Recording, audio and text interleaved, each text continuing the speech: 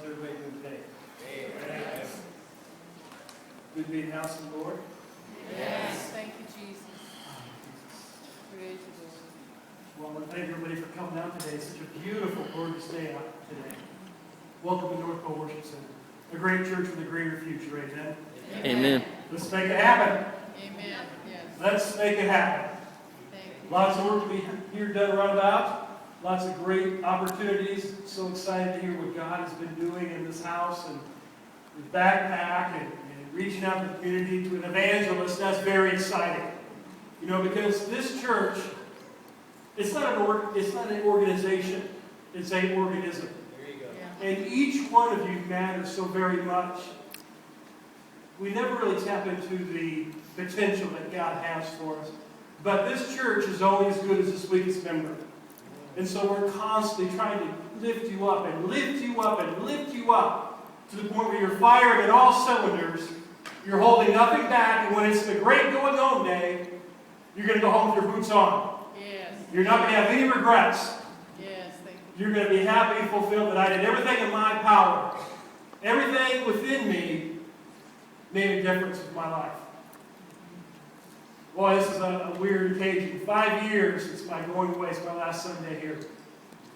Everything in my mind is scripted, and you know, of course, I will forget everything I was going to say, so everything just comes to me today just from my heart. I just want to, first of all, thank you all.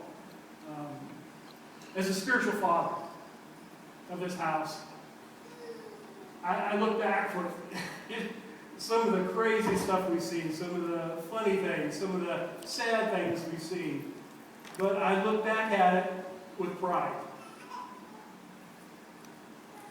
As a father is proud of his kids that grow up and they live very productive lives, there's nothing as a father that blesses you more than that. And I've watched so many of you come through such hard times to be such powerful people in God. And I would encourage you today, it ain't over. You're continuing to grow. That's right. I look at people that have stepped out, that have heard the call of God, that have not retreated, and they continue to serve no matter what the obstacle, no matter what the obstruction. They continue to serve God out of abandon, of love and joy, and they serve others as they come into this place. They give them hope. They give them something to look forward to. And it's such a powerful thing. I just wanted to thank the church for my wife and I. Just thank you for everything you've done for us. And it's been a fun 5 years.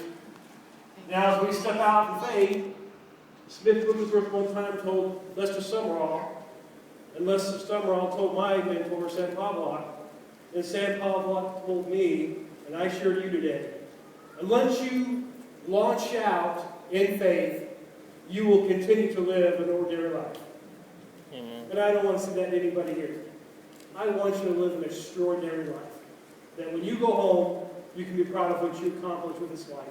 That you can be so excited and so full of God when you go home. That you're just constantly hungry and thirsting after God. Pastor Phil asked me to share a little bit today about hungering and thirsting. It's such an amazing, amazing subject. It's such a powerful subject. But today, my job today is to make you go away glad and to make the devil mad.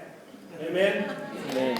And I got good and bad news for you. The good news is, you want the good news first? Pastor only gave me about 35 minutes to preach. The bad news is I can't see the clock. So you're in trouble. When I see the shoes flying, I know it's time to wind it up. You know, so I don't want your sneaky shoes up here. So we're here to make you glad and make the devil mad. You know the devil goes to